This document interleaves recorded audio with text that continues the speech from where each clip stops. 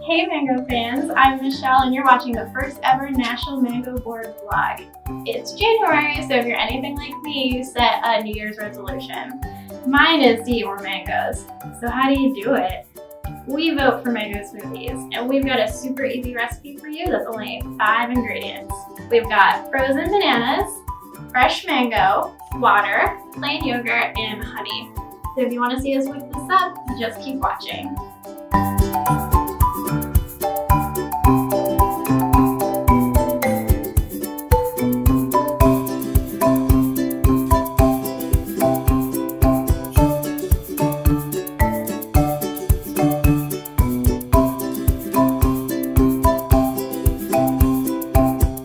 So now that we've blended up our smoothie, we've put it in these bowls. You've probably seen some of those fancy smoothie bowls on Pinterest and Instagram. So we put together a little friendly competition.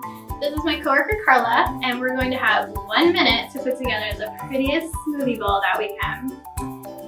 So we're putting 1 minute on the clock, and are you ready? I'm ready. All right, here we go. Go.